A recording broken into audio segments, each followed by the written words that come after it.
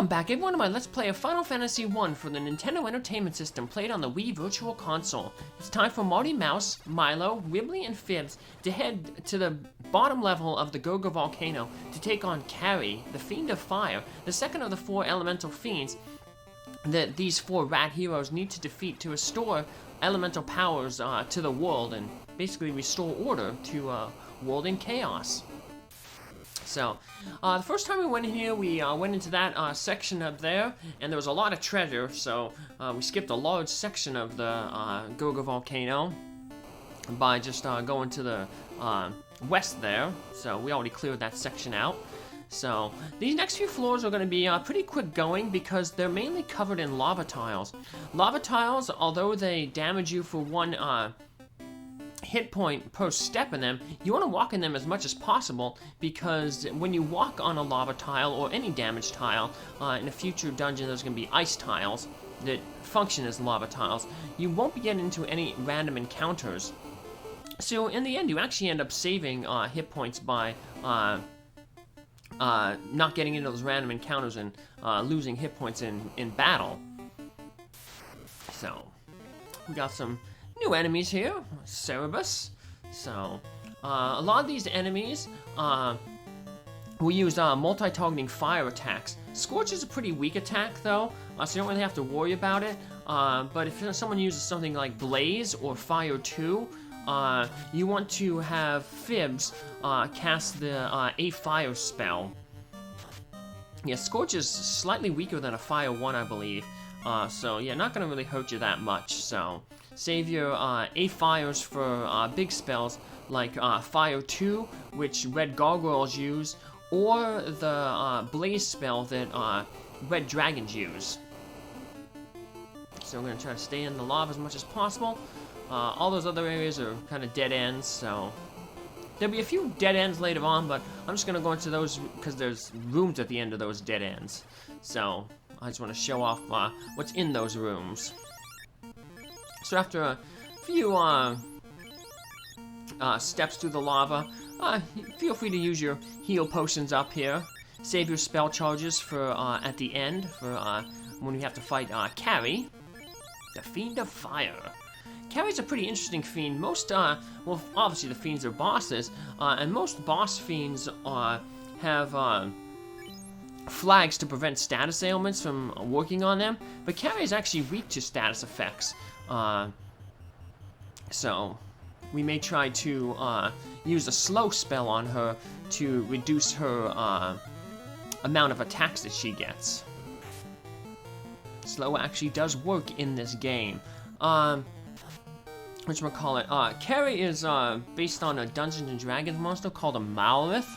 It's basically like a snake lady with 6 arms. So she has 6 arms, so she has 6 weapons. Yeah, it makes sense that she has a lot of attacks. So here is the Agama, the type of lizard. These actually are pretty good to level up on later on in the game. There'll be a trap tile later on, 2 trap tiles, one on top of each other in a later room. And Agamas are a pretty weak enemy, but they give really good experience. Because they're a weak enemy with good experience, they're, like I said, really good to level up off of. They're not really going to hurt you too much. And they're pretty easy to defeat. They actually, when I did my test run of this, that's when I actually started practicing leveling up with Agamas when I wanted to get to level 50. 50 is the max level that you can get in this game, so unlike a lot of future Final Fantasies where level 99 is the max, level 50 is the highest it can go here. In some of the remakes that they've done, they changed a lot of the systems that a lot of people complain doesn't even play like the same game anymore. Level 99 is the max. I think for like the Game Boy Advance, it's like level 99. They also changed the magic system to be like more like old Final Fantasies where they you have magic points. So your spells are limited by your magic point pool, not by spells per day. But the spells per day, which you recharge here basically by resting it in, That's another throwback from D&D, like many of the monsters. So there's an ice sword, really good sword, but we already got our ice sword earlier when we went to the Castle of Ordeals. So we also got that heal staff that Fibbs is making very good use of, and Milo got that Zeus gauntlet that he has there. The heal staff casts heal 1 if you missed that episode, and the Zeus's gauntlet casts lit 2. So that really helps out when we're canoeing or traveling on the sea. So, but hopefully there won't be too much more travel by sea, because after this dungeon, you're directed to go to the ice cavern, and that's where we can pick up the floater. Spoilers ahead. We are told by one of the dwarfs that ancient societies used the floater to levitate different things, and we're hoping we can get our hands on that floater so we can get one of the legendary airships, which is basically a boat that flies, like the name says, a ship in the air. So it's kind of like a boat, but it has helicopter propellers. So now I'm taking some weird steps in some of these rooms just to see the trap tiles, to see if there's any trap tiles around. So I won't be cutting out the trap tile encounters. So yeah, a lot of gray worms is, but he's not really a gray worm. He's a green worm. So it definitely looks more green. So than gray. But oh well. We had whatchamacallit, gray imps that looked purple. Yeah, we called them grape imps. So maybe they were bad with colors. Sometimes I get my colors confused. I have to look at them a little different. So whites and yellows sometimes mess me up. So I got a little bit of gold. To the south is where we want to go. We want to head up though to the northeast though first and get some more treasure up here. Treasure is more spread out in these little rooms, but that's okay. We're not getting into a lot of encounters thanks to all those lava tiles. So, a house? How do you fit a house in a treasure chest? How do we carry a house around with us? Is it like a, I don't know. Well, it's magic. We'll just say that. Whenever something can't be explained in video games, it's magic. What's that old trope? A wizard did it. So here's that room I mentioned earlier. There's going to be 2 trap tiles, Agamas, on the left of each of those chests. So you can run into 1 or 2 Agamas. So because trap tiles are always there, you just keep going up and down, up, down, up, down, and eventually you get powerful enough that you're basically going to be one-shotting the Agamas. So pretty easy to gain some good experience there. When I first started playing the game, back when I was a kid, and even when I played it, kind of as an adult, just revisiting the game, I tended to level up at the eye in the ice cave. But the problem with that is, because the eye is really easy too, he's a boss monster. He has less hit points than the Agama, but the problem is he has some really nasty spells, and while you can protect against some of those spells, you can't protect against all of them 100% accurately. So sometimes you'd knock a character out, and my obsessive compulsiveness meant that everybody always had to have the same amount of experience. So yeah, I couldn't let anyone be knocked out and lose out experience on battle, so that their experience levels were off. So I just found out, hey, Agamas are pretty good. Actually, I learned that from Gyre, that streamer who plays a lot of Final Fantasy Randomizer. It basically randomizes the game, and so it's a pretty interesting thing. If you really like this game, he has a lot of good information on that. Gyre, Gyre, is the name of the streamer. So the other good thing about him is he's I can't say anything about his chat because you never know who's jumping in the chat or not. But in terms of him personally, he keeps it like GPG, like how I do on this channel here. So anyone can enjoy. You're not going to have profanity, adult topics talked about. You know, it's just good plain fun, so. Got a bunch of candles here. And an Agama. What's up, Agama? Yeah, Gyro likes Agamas. He actually has these like weird Agama facts. We can pay channel points. You get channel points by, for people who don't know about Twitch, you watch people, and you can get channel points. Like, so for every, like, I think, like, 5 minutes you watch somebody, you'll get 10 channel points. And some people have incentives, like if you have a certain amount of channel points, you can redeem them for stuff. So you can maybe unlock emotes. Emotes are little, like emojis that are specific to that channel. For Gyro, you can unlock Agama facts. And they're just like weird, silly things that like make no sense. But that's why they're funny, because they make no sense. You know, like Agamas are a lizard. And so like, you know, they'll say like, one of them is, Agamas can dive up to 50 feet, to grab a lottery ticket, you know, or, Agamas, you know, Agamas use their, tongue for balance when walking across tightropes, you know, the third most expensive thing about owning an Agama is paying for its accordion lessons, you know. Stuff that, you know, makes no sense, but it's so absurd and so out there that you're like, who thought of this stuff? So, but I know what I thought. I think those red giants are a pain in, so they hit pretty hard, so I'm gonna have to heal up here. But those red giants aren't the worst enemy in this whatchamacallit, on this floor. That would go to Kary, the Fiend of Fire, who's in the lower left corner. So I'm gonna go around this in a counterclockwise direction. There's only one room with treasure in it, but I'm just gonna point out all the rooms anyway.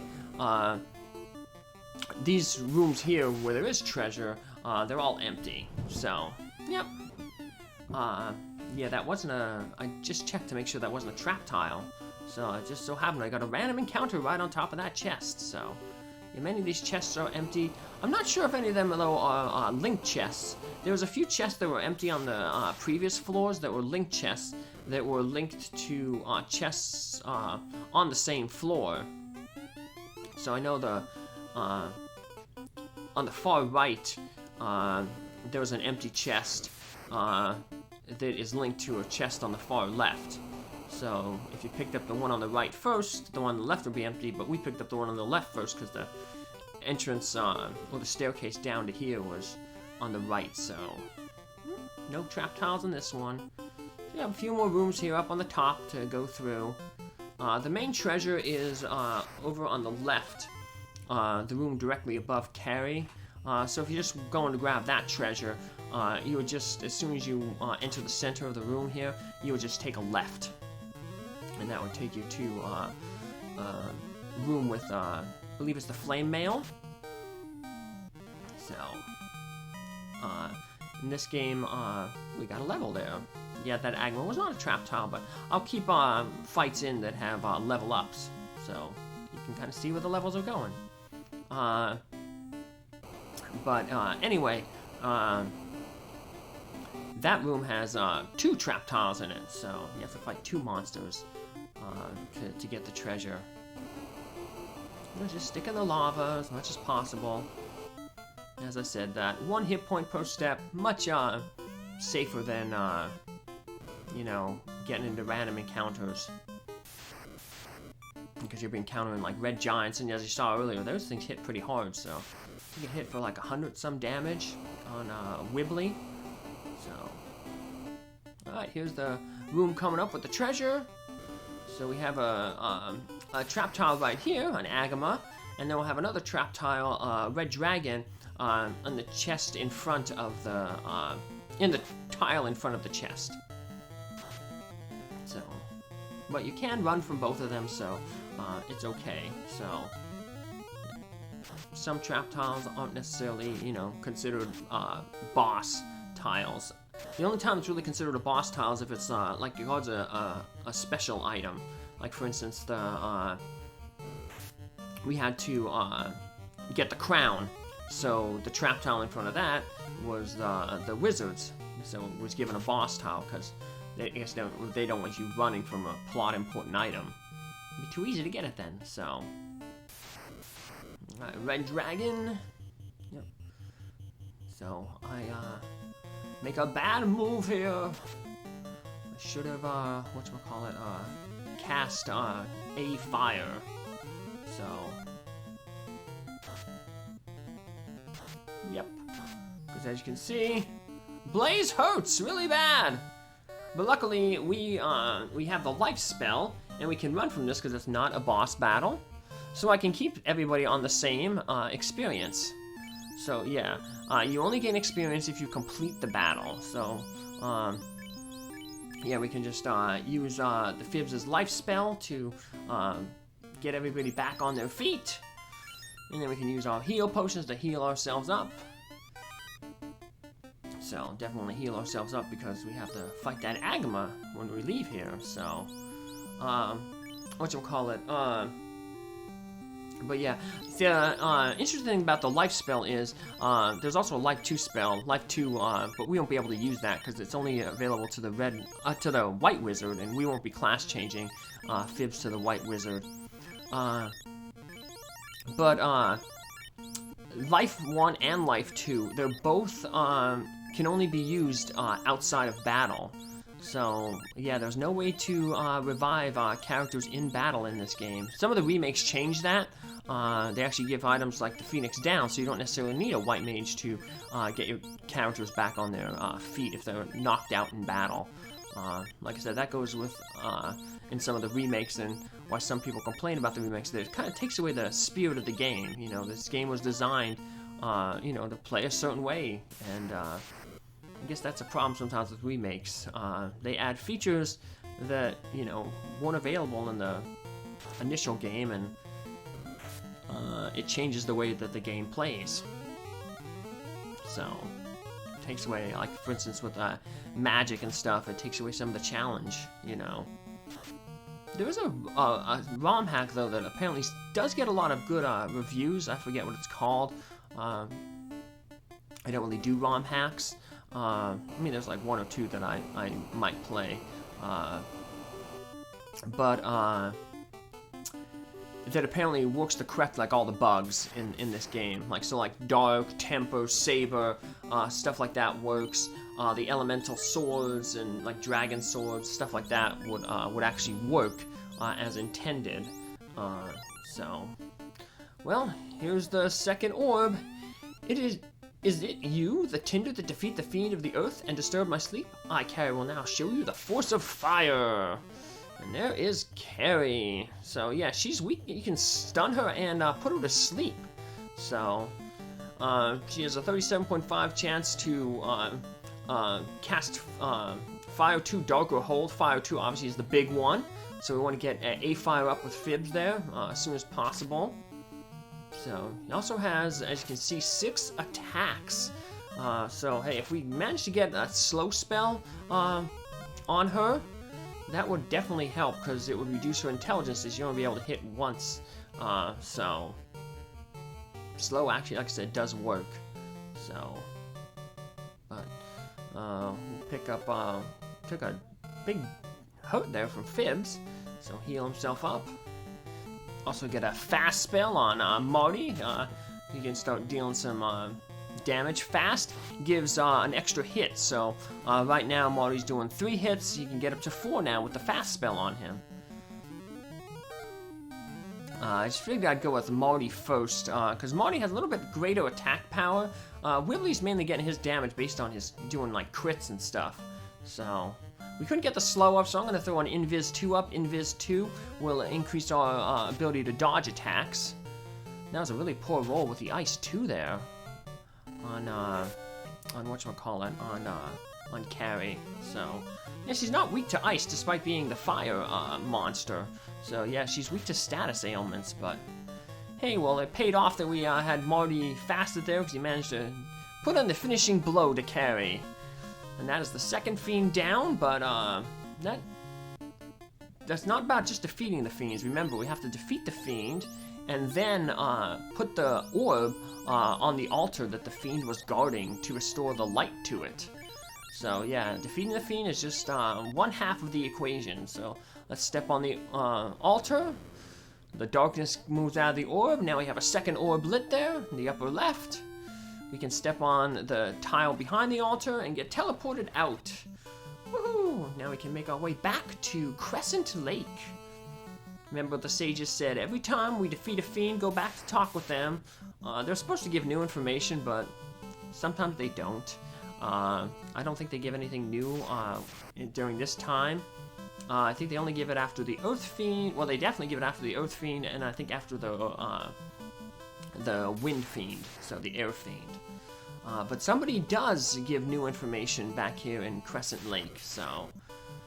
Too bad we can't find the last river monster, the Gator. So... But there'll be rivers we can find him up in the north, so...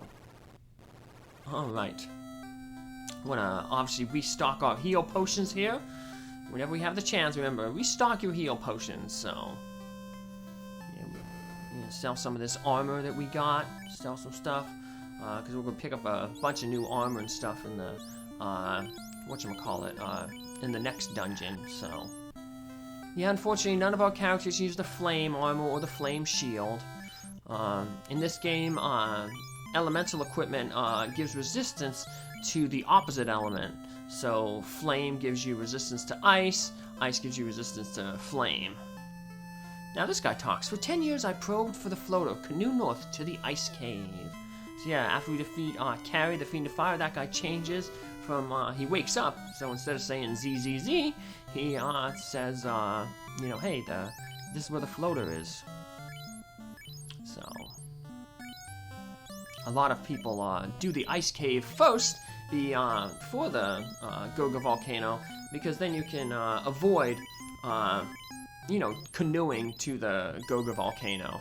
You can just get the floater from the ice cave, get the airship, and then fly to the Gurgu Volcano.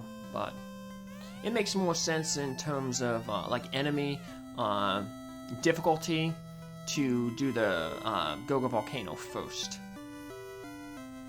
So get more experience. The enemies in the ice cave much tougher, mainly because they have so many status effects. So many of the enemies, we actually won't be able to... I'm actually not going to clear the ice cave all in one go, because I'm basically going to get the floater, get some of the treasure chests, but there's some chests that are guarded by monsters that basically have a lot of instant death attacks, and we don't have the equipment to deal with it. Eventually we'll get spells that will protect against some instant death magic, and then we can come back to the ice cave to get those treasures. So, yeah, the sages ain't really saying anything new, so... But we did get a good lead on where we can get the floater. Canoe to the ice cave up north. So... Now, we can't directly canoe to the ice cave up north. We're going to have to get on our ship, go around and head to the north, and basically make a homemade port by docking at the mouth of the river, and then from the river, you know, canoeing from the river to the north. So, but that'll be for the next episode. Take care, have a good one, thanks for following along. Bye!